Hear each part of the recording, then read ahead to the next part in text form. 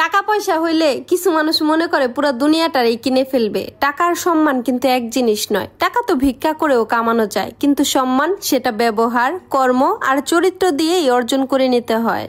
যেসব মাইয়াগুলা ফেসবুকে অন্যের বিয়ার ছবি দেখে খুব আফসোস করে, আহারে কবে যে আমার বিয়াটা হইব, একটু সুন্দর করে সাজবো, নাচবো, কত ঢং করবো। শোনো বোন, তোমার এই কইতেছি, ওইসব নাচন কদন বিয়ার আগেই মানায়। বিয়ার পরে রানতে রানতে আর পাতিলের নিচে কালি মাসতে মাসতে জীবন তেনা তেনা।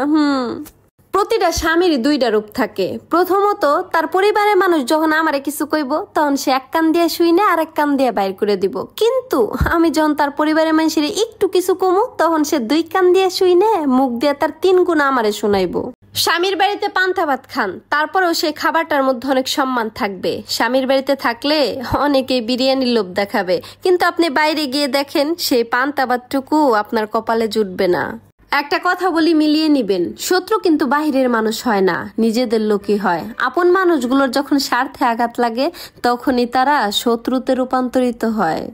আত্মীয় স্বজনরা হইল গিয়া বিরোধী দলের মতন। আপনি যতই ভালো মতন চলেন, যতই ভালো কাজ করেন, তারা খুঁজা খুঁজা আপনার দোষ ঠিকই বের করব, আপনার পিছনে আপনার সমালোচনা করব। তাই আত্মীয় স্বজনের কথা না ভাইবা আপনি আপনার মতন চলেন, তাইলেই দেখবেন জীবনে অনেক উন্নতি করতে পারবেন। একটা জিনিস লক্ষ্য করলে দেখবেন, সস্তা জিনিসের গ্রাহক বেশি, ব্যক্তিত্বহীন মানুষের বন্ধু বেশি, প্রতিবাদী মানুষের শত্রু বেশি, আর মিথ্যেবাদীদের মুখে রস বেশি। কথাটা সত্যি। শাড়ির আসলে যদি আগুন লাগে, তাহলে শাড়ি খুললেও বিপদ, না খুললেও বিপদ। কারণ শাড়ি খুললে ইজ্জত যাইবো, আর না খুললে জীবন যাইবো।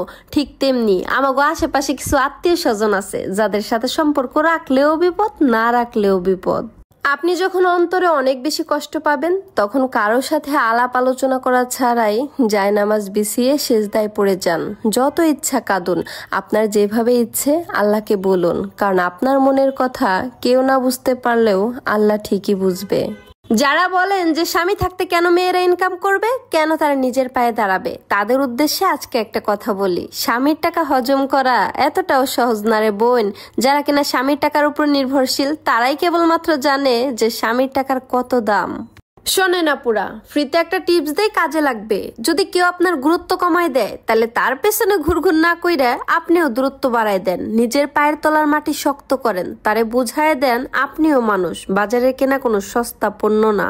এই 3 ধরনের মানুষের সাথে যদি আপনার একবার সম্পর্ক নষ্ট হয়ে যায়, তাহলে আর দ্বিতীয়বার জোড়া লাগানোর চেষ্টা করবেন না। নাম্বার 1, যারা কিনা আপনার চরিত্র নিয়ে মিথ্যে বদনাম ছড়িয়েছে। নাম্বার 2, যারা কিনা বিশ্বাসঘাতকতা করেছে। নাম্বার 3, যারা কিনা আর্থিক লাভের জন্য আপনাকে ব্যবহার করেছে। মানুষ বড় আজব প্রাণী। ডুবে গেলে জলকে দোষ দেয়, হোঁচট খেলে পাথরকে দোষ দেয়, কর্মের দোষ ভাগ্যকে দেয়, অথচ তারা নিজেদের দোষ কখনোই দেখতে পায় না। প্রায় 80% ফ্যামিলিতে এরকমটা দেখা যায়। সংসারে বড় ছেলে আর বড় ছেলের বউ যদি সংসারের জন্য জীবনও দিয়ে দেয়, তারপরেও তাদের কোনো নাম হবে না। কিন্তু অপরদিকে ছোট ছেলে আর ছোট ছেলের বউ যদি কিছুও না করে, তারপরেও বাবা মায়ের চোখে তারা চোখের মণি হয়ে থাকে।